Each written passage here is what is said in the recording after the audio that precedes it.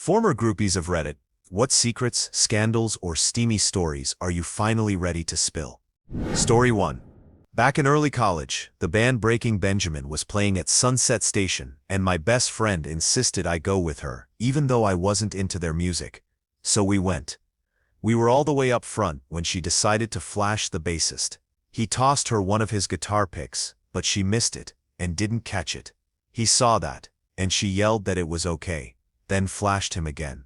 Next thing we knew, he pulled his security guard over, pointed at us, and the guard came up and told us to head around to the back. We ended up meeting the whole band, and I got to meet the lead guitarist. He was all over me and invited us onto their bus. Needless to say, we partied and hung out for a while. The guitarist spent the entire night trying to get in my pants, but I wasn't having it. Honestly, I was kind of a jerk. I told him I didn't really like their music, but admitted they were pretty decent live. I think he liked that. I didn't care about him being in a big-time band. Still, he tried to pull the whole "I'm in a major band on a major label" card to get some action. In the end, I made out with him, but that was it. Later on, I looked him up online out of curiosity and saw what he looked like without the beard. Yeah, I probably should have just hit it. Before we continue, do us a quick favor, smash that like button and subscribe to support our channel. Story 2. I've been in several crappy, somewhat famous bands. One night, we were playing a show, and on my side of the stage was the most beautiful girl I have ever seen. Freaking perfect. It was almost impossible to play the whole set without staring at her the entire time, but somehow I made it to the end. After the show, I was on the bus changing out of my stage clothes when the guitar tech said, "There's someone out here asking for you." I said, "Tell them I will be out later." He replied, "I think you'd better come out now." So I step off the bus, and there she is, somehow even more beautiful up close. She runs up to me, throws her arms around me, and whispers in my ear, "My husband thinks you're beautiful." I guess she was trying to set up a three-way, but I am not into having another dude in the mix. I will admit though, she was so stunning that my brain was scrambling for any excuse to just go with it, but I couldn't do it. I still think about her sometimes. Story 3. Years ago, I was bartending in Miami Beach at one of the nicer boutique hotels, and we had Serena Williams staying with us. She was at the pool, and I was setting up one of the back bars for a big party we were having that night when my manager came over to me and said that Serena was requesting I take care of her. Mind you, I was a bartender, not a server, but it's not a good idea to say no to a VIP, so I introduced myself. She was very polite, but had extremely thinly veiled suggestions that I go back to her room. I mentioned that I was working all night, and it ended there. She tipped me well. She came to the event that night as well and furthered her thin advance. Needless to say, I didn't sleep with her. She's built like a man, and I am not into that. She was always polite and tipped. I never saw her after that night. On another note, one of the cocktail waitresses was fired because she was caught sleeping with Jamie Foxx while on the job. She claimed it was worth it. Story 4. Not me, but my female friend slept with a very famous Formula One driver a couple of years ago. He had a house in my hometown, and he would frequent our local cocktail bar in the off-season. She met him there on a Saturday night. As you can expect, he got a lot of attention because he is a world-famous racing driver in our relatively small town. So he kept it cool at first, just being friendly, bought her some drinks and the like, keeping himself inconspicuous. This would have been relatively normal, as he got himself a reputation for being a nice guy. He would always buy rounds for people, and stuff like that. When the bar closed for the night, he invited her back to his house. They went back to his place, and inevitably, they slept together. He offered for her to spend the night, and she slept over. A couple of hours later, he woke her up to bang her again, which they did. Then when they woke up in the morning, they had a sesh again, and he sprayed his mayo on her face. He let her take a shower, and then he gave her a lift home. I would also like to note that during this time, he had a super hot girlfriend. I mean really hot, and no offense to my friend. She's pretty and all, but this dude's girlfriend was smoking like a supermodel level of hot. Story 5. I gave a blowy to the drummer of a reasonably big 90s punk rock group in the back of their tour bus. I was young and dumb and had a terrible aim, so he ended up spraying his smoothie all over his shirt. On my way out, I was introduced to the rest of the band. I ended up shaking all their hands. It was awkward. He and I keep in touch occasionally, but we'll go years without talking. He set me up with backstage passes once when he was in town, and he actually toured me around when I had a 10-hour layover in his city. Story 6. I work with a woman who told me lots of stories about how she used to actively try to sleep with touring heavy metal bands back in the day. A guy named Johnny Rod from the band Wasp once knocked her unconscious in a wardrobe. Apparently he had a small package and lasted about 2 minutes. She said that the vast majority of guys she slept with were disappointing, but she loved being able to talk about it afterwards. She's filthy. I love her. Story 7. I followed my favorite band on MySpace and was absolutely obsessed. I constantly watched their videos on demand and lurked the crap out of them at concerts. I started talking to the bassist on MySpace one day. He got me into their show, and we spent all night in a cemetery talking. We made out, but he had a girlfriend, so I stopped talking to him. A few months later, he called me and told me he broke up with her because he couldn't stop thinking about me. I moved from Utah to New York to be with him, and 6 years later we were married. I will never tell him how obsessed with his band I was. Never. Story 8. I was at a bachelor party a few years ago in Vegas, and we were golfing when the ranger came up and asked if we minded if a VIP played through. Of course we didn't care, and up drove the cart, and Arnold Schwarzenegger got out, big stogie and everything. He was super cool, thanked us and asked what we were doing in town. As he's teeing up, he says, "Ha ha ha, bachelor party. Lots of BJs, right?" We're trying not to lose our minds and get out a collective answer along the lines of, "Yeah, Arnold, lots of BJs." Smiling to himself, Arnold smacks his drive straight down the fairway and turns to us and says, "How did they taste? Ha ha ha." Then he got back in his cart, and they drove off laughing. It was awesome. Story 9. A bit of background info. I worked as a barmaid in various pubs in Camden town for 5 years when it was Indie Central, so I got to hang around with a lot of bands.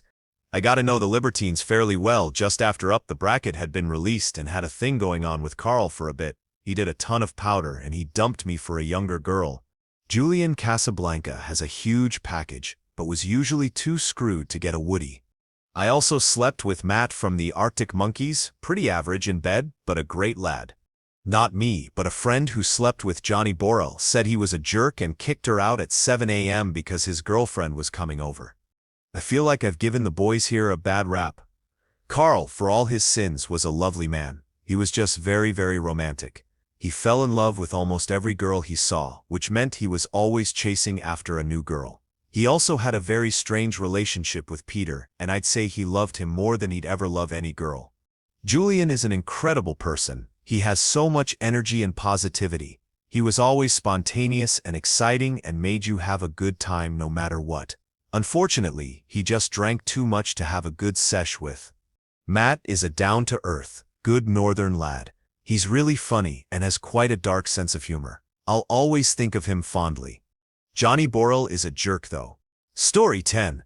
My good friend's ex-girlfriend is really good friends with a girl that was way into trying to sleep with musicians. Like this was her thing, and she was good at it. One night, John Mayer rolled through town during one of his tours.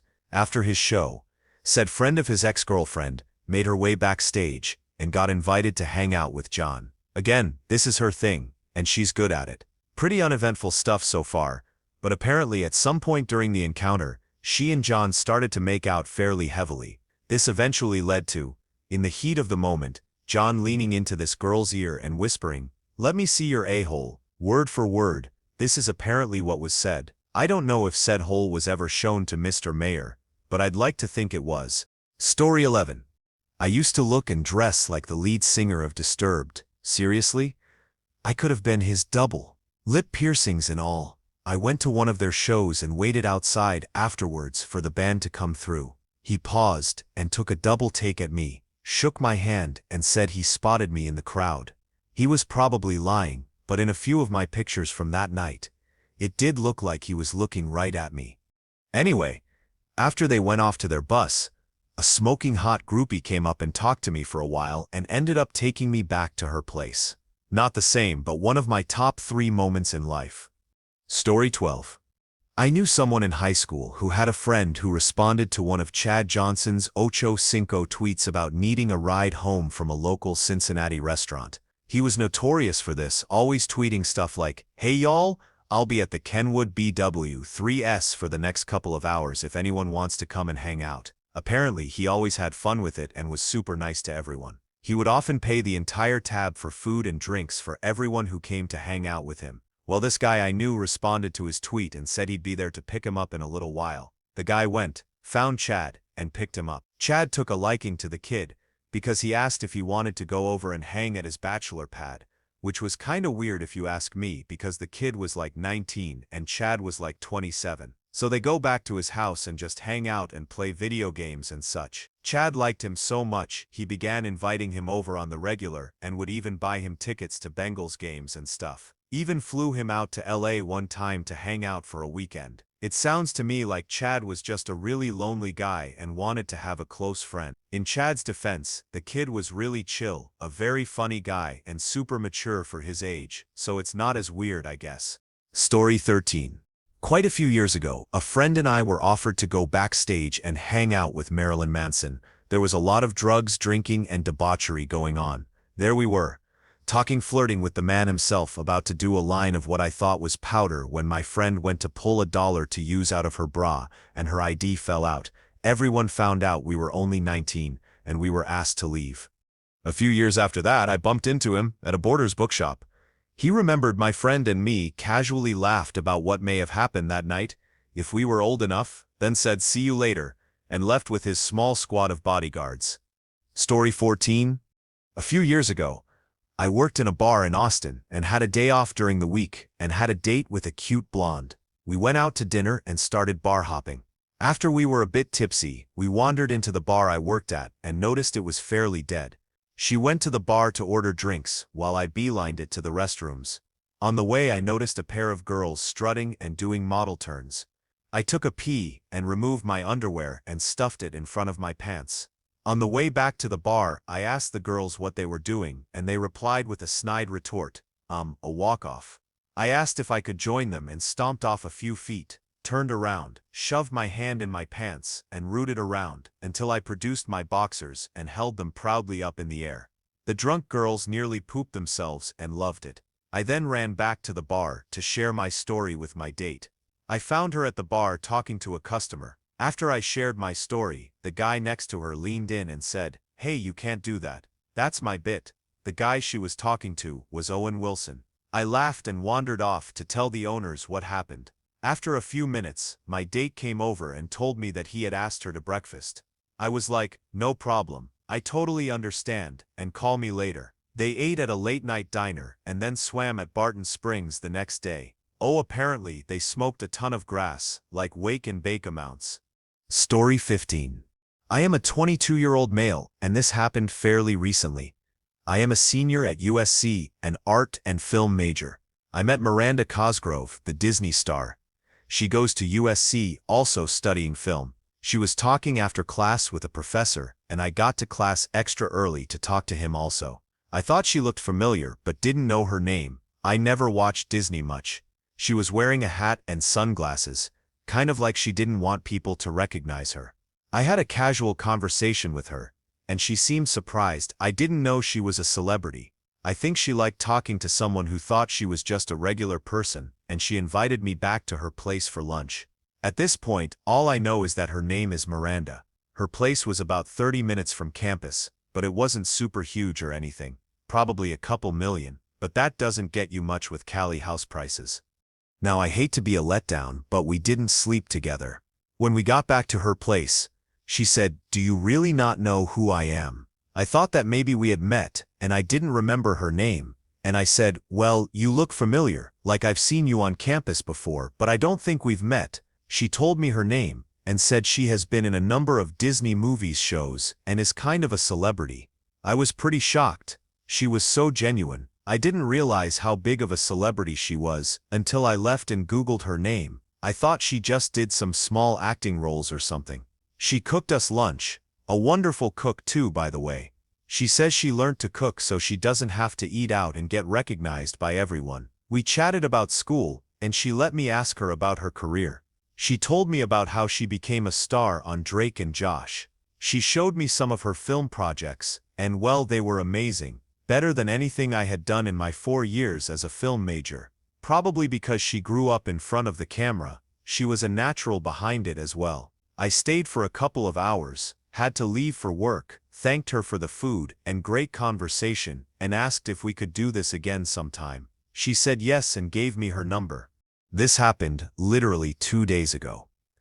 I haven't texted or called her yet, but you bet I am planning on it. Story 16. In 2005, I was approached by the frontman of a very, very large rock band on MySpace. We talked for months during the European leg of their tour, and when they came back to the States, he asked to meet up. I had no way of knowing if the dude I was talking to for almost half a year was real. The whole relationship was online, so I said, screw it, let's meet. Which we did at a dance bar. He was bringing friends with him. I was hoping he was BFFs with the front men from my fave bands, and they would be the additional guests to the most rocking night of my life. They ended up being 2 hot-as-heck Asian girls that he was anticipating me to be down to have a 4-way with.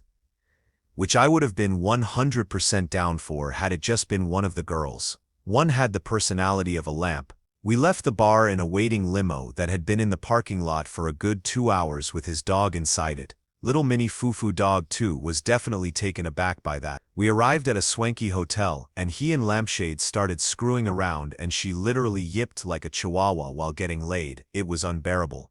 Fast forward to his attention changing to me. Super drunk me. I bit him, as I lovingly do sometimes, out of super arousal and drunkenness. He tells me sternly not to, but I am drunk as heck, and super turned on, so I forget and do it again. He peeled me off him and yelled at me one of the most disturbing and sad things ever.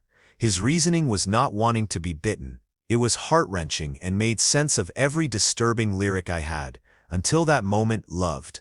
I instantly called my best friend to pick me up and waited in the parking lot until she arrived. I can even listen to this band anymore in the same way I used to worship them. I would recommend never meeting banging your idol, because if when it turns out lame, it ruins the awesome pedestal you had them on before. Though I can't act like it isn't a great story to have in my book of life. 23-year-old me had rock stars approaching her and was freaking crazy. Story 17. I live in New Orleans, and we are used to seeing all sorts of celebrities all the time. Heck, a bunch actually call our city home. So, needless to say, it's pretty common to be out and about and see someone famous. About 8 or so years ago, I was at a block party during Mardi Gras, and a male friend that I was with happened to spot a basketball player from the 76ers. He pretty much stood out from the crowd, being every bit of 6 feet 11 inches. He approached me, and we started chatting. Next thing I know, we are in his hotel room, bumping uglies. We exchanged numbers, and we hung out the entire week he was in town. After he left, we actually kept in touch, and we still talk to this day. He no longer plays for the NBA due to an injury. But I can honestly say it was some of the best action I have had to date. And he was pretty well endowed. Story 18.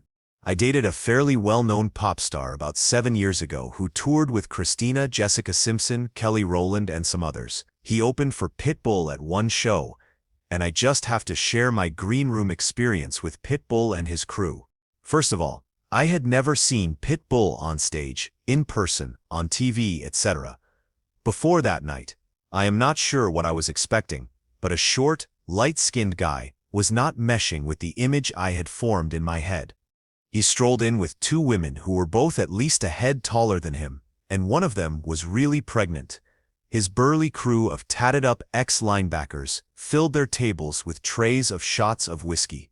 I mean, probably 24 shots per tray, and there were at least a dozen trays for only about 10 people, and I know his bodyguards weren't drinking. When the pregnant girl lit up a cigarette after about her second drink, I had to remove myself from the room. One of my boyfriend's assistants asked me if he thought we should just shove her down the stairs to save her the trouble. Story 19. I used to work as a stagehand in the 90s. Once I saw that band Smashmouth take 2 young girls into their backstage room and close the door. I remember thinking, wow, this is some real groupie stuff.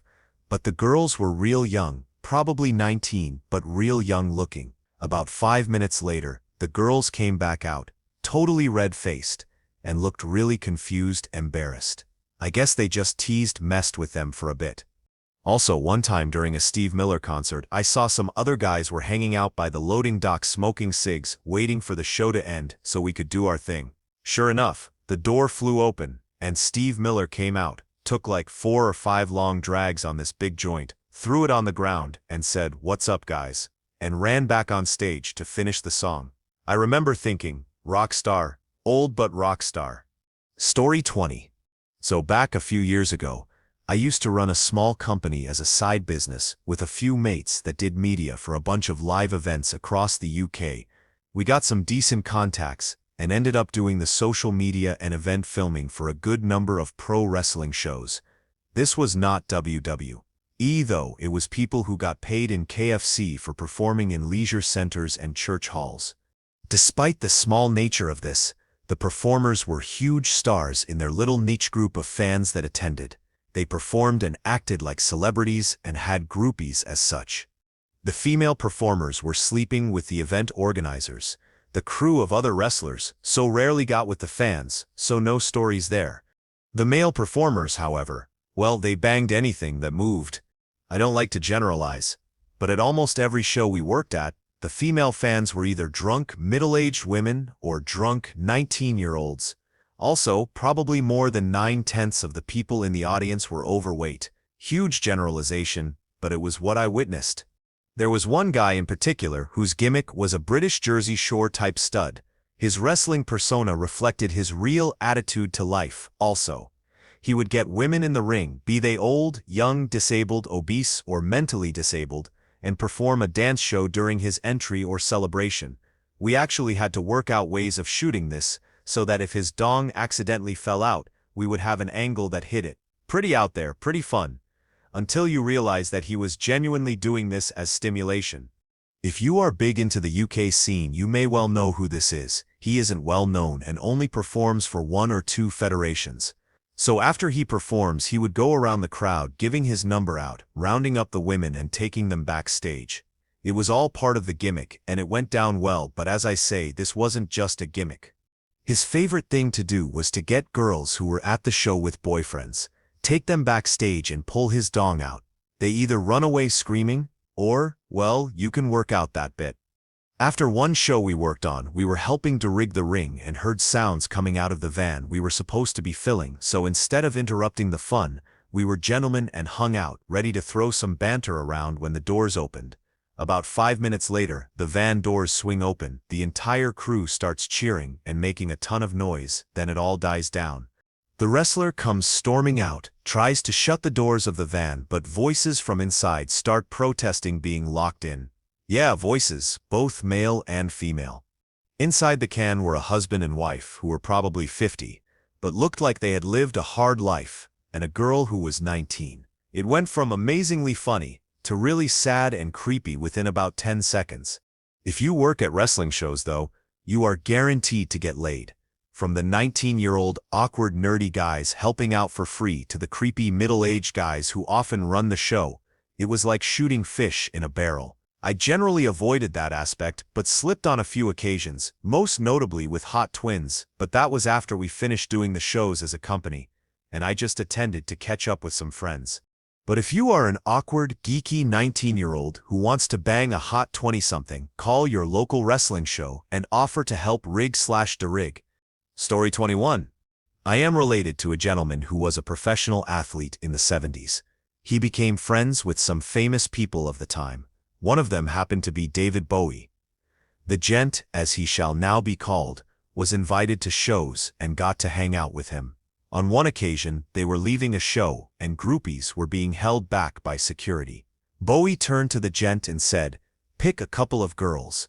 The gent pointed to 2 girls, and Bowie had security pull them into the limo with them. They all went back to the hotel and partied all night. The whole getting laid, powder and rock and roll thing. Apparently, Bowie had just finished an album.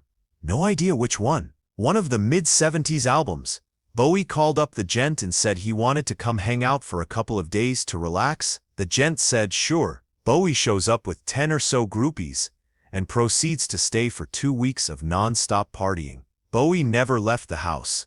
The groupies would come and go. The gent went to practices and games and came back to Bowie always drunk and high, and they just kept partying. About 10 days into this whole thing, Bowie's agent called the gent, saying that he was looking for Bowie. He had some concerts coming up, and no one knew where he was. The gent lied and said he had no idea. This all ended one night, when Bowie invited the gent back to the bedroom he was staying in. 6 or 7 unclothed groupies were fooling around. Bowie joined them, gesturing for the gent to join the mix. The gent is messing around with a girl when he feels someone kissing on his leg toward his butt. He turns to see David Bowie kissing him and freaks out. He asked Bowie what the heck was going on. Bowie says something along the lines of, "Don't you know, I like girls and guys." The gent gets out of the room. The next day he told Bowie to get out. They haven't talked since. Now I never believed the story until a couple of years ago when I was going through some old photographs and found 2 pictures. One of David Bowie in full Ziggy Stardust garb just off stage with the gent standing next to him. The other shows Bowie sitting at a table stacked with beers next to the gent. Story 22. I go to a lot of SNL after parties, and it's often pretty easy to hook up with the female hosts, musical guests, or other famous ladies who are there. Just being there is a significant amount of social proof. And after a few times, you get in the habit of just hanging out, having a good time, and not acting impressed every time you see someone you recognize. That's the biggest component of hooking up with famous women. Be normal. Treat them like any girl you meet at a bar. Heck, if you genuinely have no idea who they are, it can be even better. My best 2 stories involve a lady friend successfully opening a hilariously A-list celebrity for me, the way she might at just any bar with any girl when she's winging it for me, and spending 2 hours talking and hooking up with a TV starlet without having any idea who she was. Story 23. So not a groupie as such, but one of my friends is mates with a certain member of a certain boy band that is insanely popular right now. So we went to a gig of theirs and afterwards went backstage to hang out with them. This certain member of said band spent the night chatting to me and buying me drinks. Well, I assume when I say he bought me drinks, the concert organizer did. Anywho, it was still really nice of him. Anyways, we end up hanging outside alone and we make out. He took me off in his car. My friend by this point had gotten bored and gone home. We pulled up a way away from his flat just in case of photographers and stuff. And we walked back. I tried to look casual. We got back, banged and fell asleep. The next morning we had breakfast, then I left. I didn't want his number because I couldn't deal with the crap. Oh yeah, did I mention I am a guy? I feel like you'd be surprised just how badly secrets are kept within the industry. So many gays in the music industry. It's just a shame that they can't be more open about it. Also, their fans are mental. Even going backstage, we had abuse shouted at us, just because we got to hang with them. Story 24. I have a really out there cousin who back in 2008 was at a small get-together for a Celtics exec. She didn't like her much, but she didn't want to turn down the opportunity to meet Paul Pierce, a huge crush of hers. Anyway, skip to her throwing back drinks.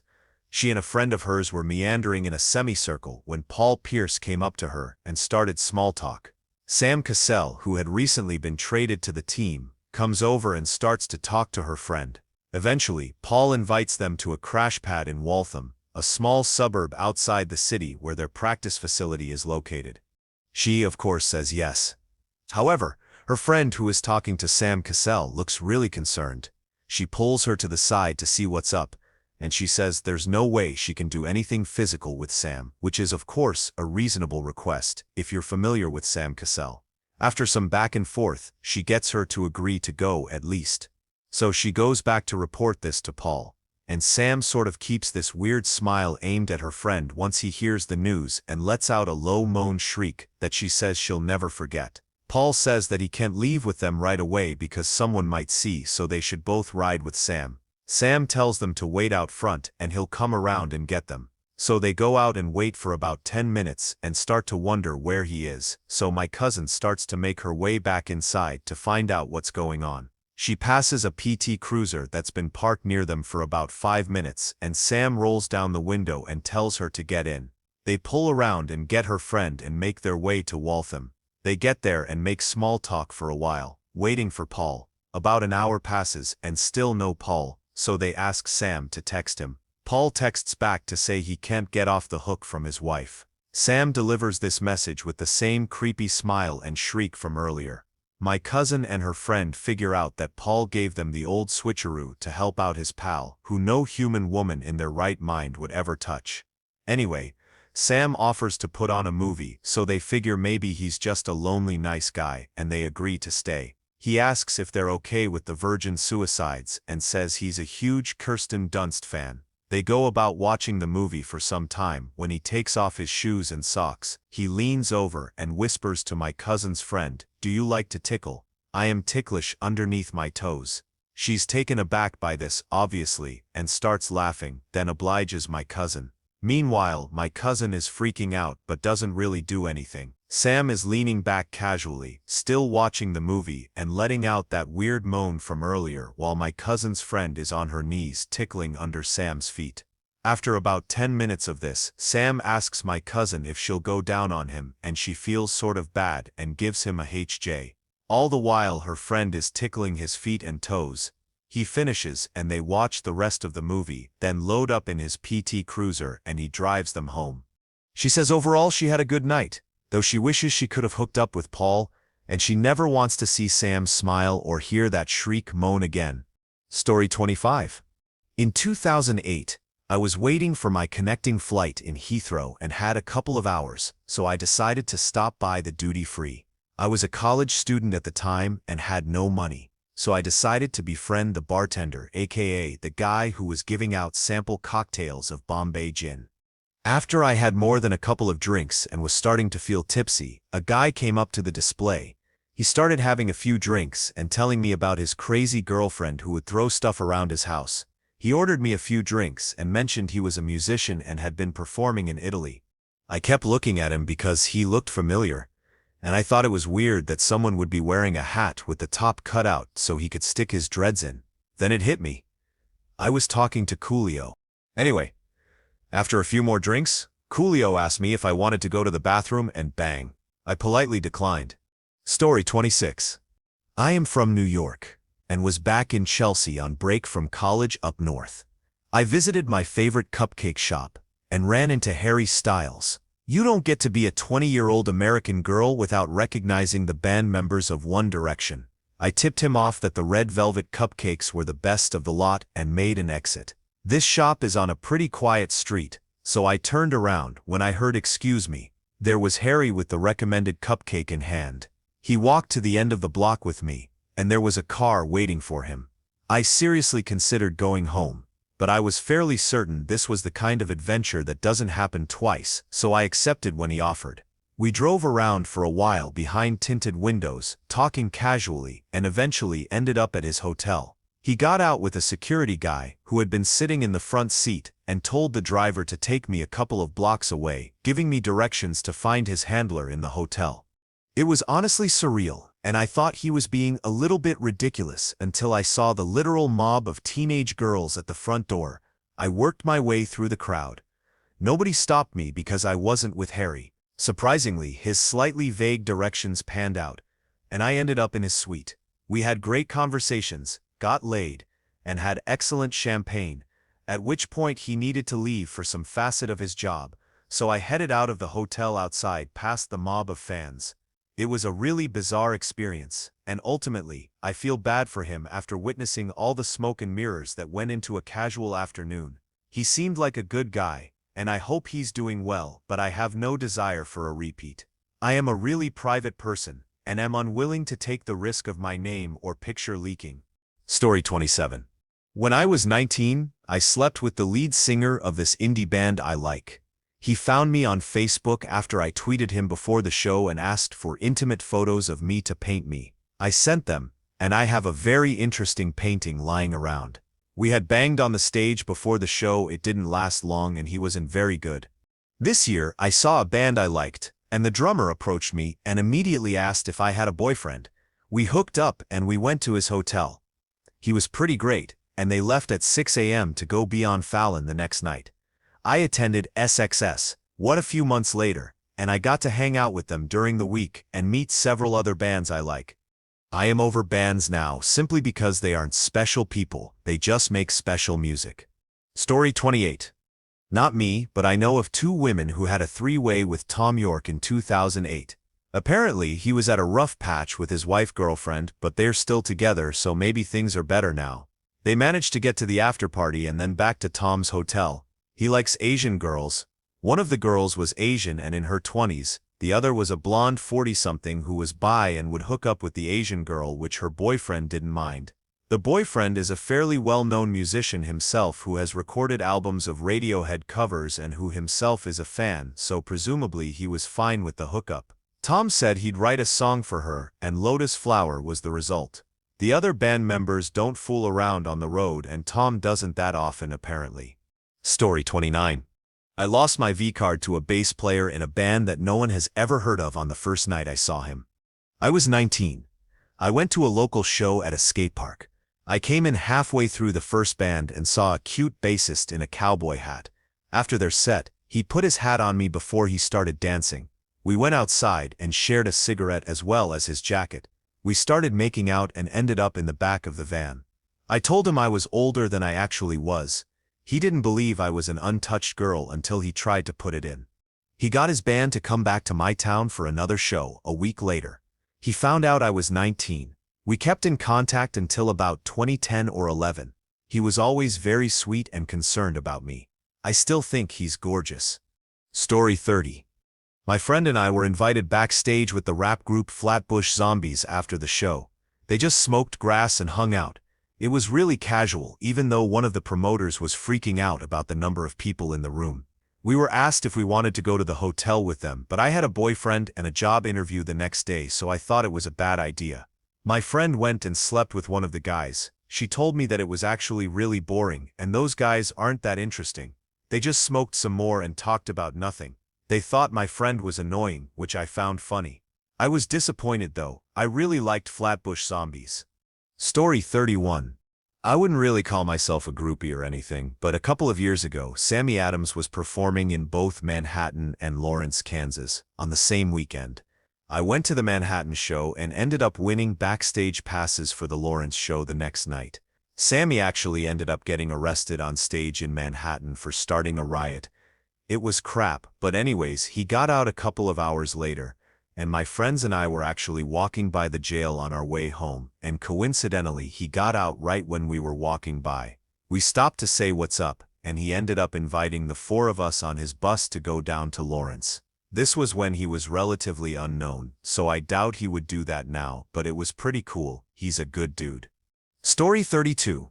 I have met a few of the greats and not so greats. I have worked with other guests, their liaisons, and their agents from time to time. Isaac Asimov was a pretty nice guy. Yes, a little conceited in his own charming way and kind of a lech, as when I met him, he was in his dirty old man phase, which was when his wife had him reined in but wasn't present. Catherine Kurtz is a fascinating Irish woman. She could read a phone book and still sound interesting. Went on and on about her dogs in Ireland.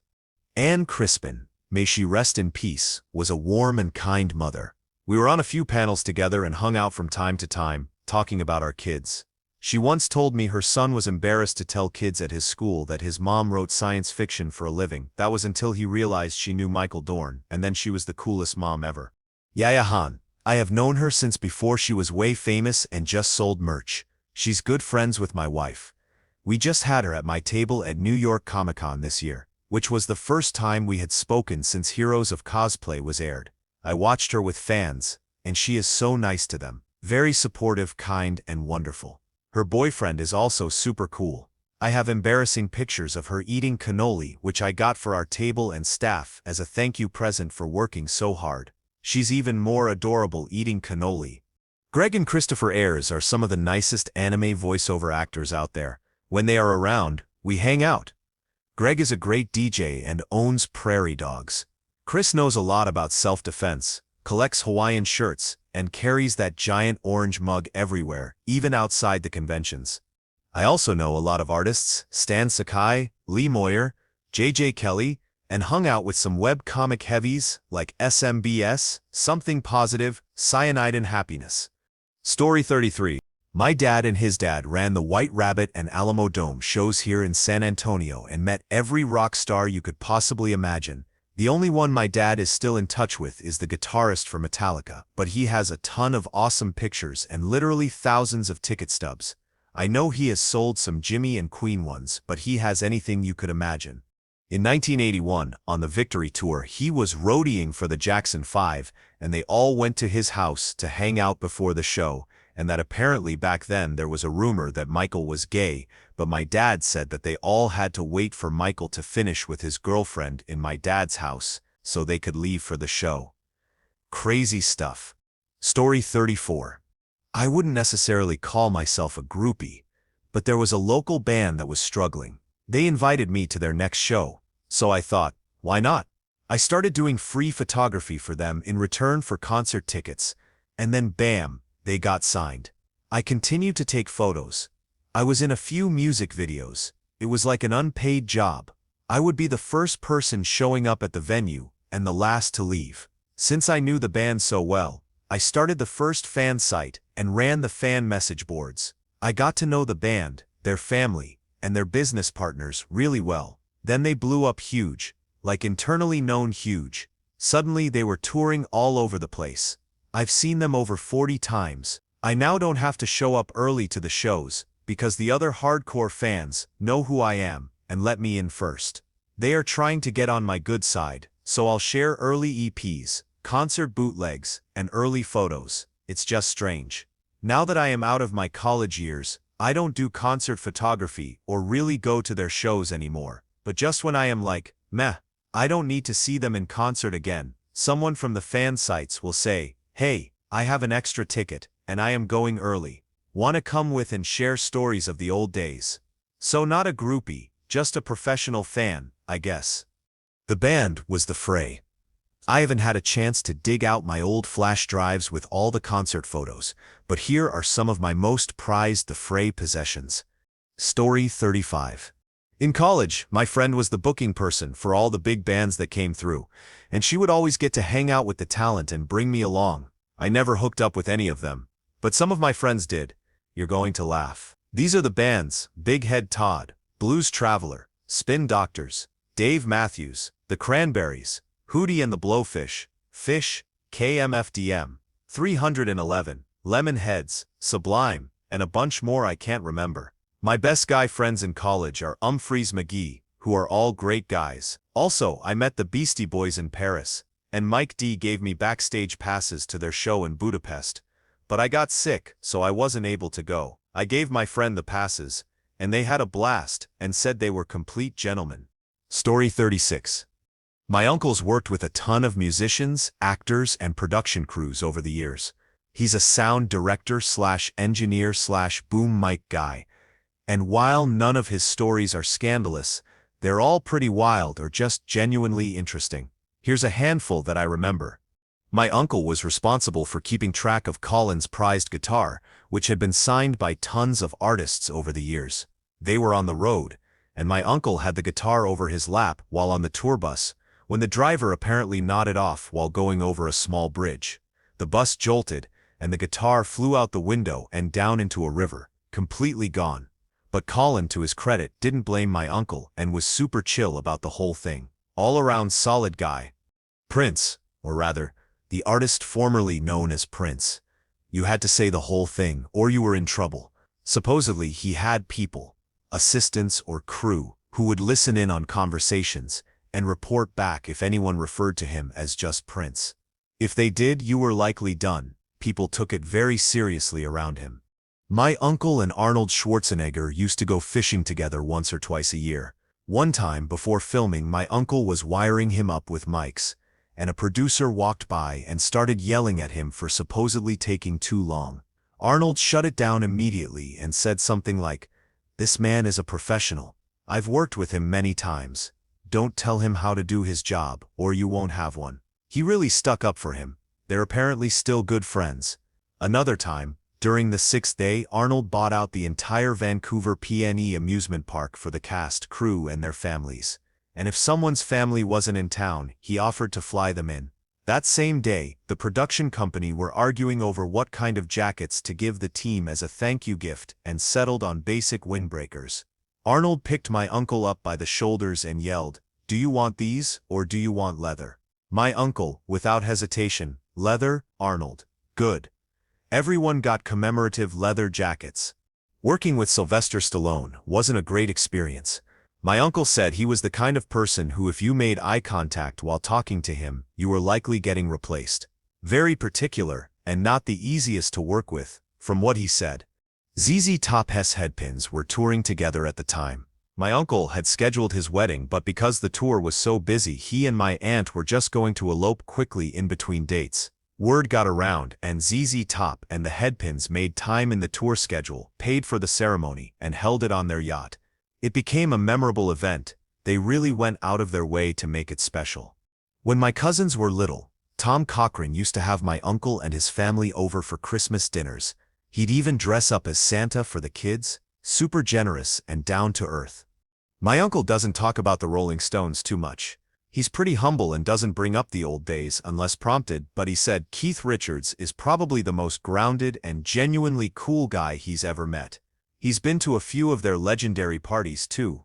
One time, I actually ran into my uncle at a Stones concert and he ended up pulling a few strings and got me backstage with the VIPs. The band only came through briefly, shook hands, and took some pictures, but even in that short time they were all really nice. Apparently most of them are kind of picky about wardrobe and soundcheck stuff, not in a diva way, more like, "Ooh, do we really have to do this again?" Meanwhile, Keith is always game and relaxed. They were out at a bar one night, and before heading in, George Thorogood asked my uncle to go in first and let the staff know he was coming. Nothing flashy, he just wanted a quiet spot to sit and have a drink. My uncle did just that, but a couple of hours later, the bar owner gets on stage after the live band takes a break and says something like, "Ladies and gentlemen, raise your glasses. We've got a very special guest. Let's toast to George Thorogood with a bourbon, scotch, and one beer," and the place goes nuts. People start swarming him for autographs. Thorogood completely lost it, started flipping chairs and breaking stuff. My uncle and the roadies had to get him out fast. Safe to say they were not welcome back at that bar. One time, someone tried robbing Bryan Adams' hotel suite, which had all the tour equipment inside. My uncle happened to walk in at the wrong moment and got attacked. He was stabbed badly. It was a serious injury, and they were scheduled to hit the road shortly after. Most of the crew didn't want to deal with the delay, and because my uncle was broke and in the US with no insurance, he was basically left on his own. Except Bryan Adams stepped in. He took my uncle to the hospital, paid for his stay, and then flew him back home to DC after he recovered. Later, I found out more details. Apparently, my uncle was the tour manager and was carrying $25,000 in a briefcase from a previous gig. Someone knocked on his hotel door and stabbed him as soon as he opened it. There were even rumors that he may have been involved in some shady dealings, but Bryan stood by him and said he trusted him completely. That's why he covered everything and flew him back personally. Smallville TV show was filming a scene where a barn was supposed to catch fire. My uncle had to go up inside and rig some microphones beforehand. Someone on set mistakenly told the director that the mics were all set and the space was clear, so they lit the barn. My uncle was still inside at the top doing final checks. He didn't even realize they had started filming until he stepped out of the barn, slightly sweaty, and said something like, "Man, it's hot in there." Everyone just stared at him. They explained what happened, and he was completely stunned. Still trying to remember more, and I've been asking my cousin for details. We'll probably have a few more soon. My uncle doesn't brag about any of this stuff, but he's lived a crazy life behind the scenes. Thank you for watching. If you enjoyed this video, be sure to give it a thumbs up, subscribe, and hit the bell icon so you never miss an update.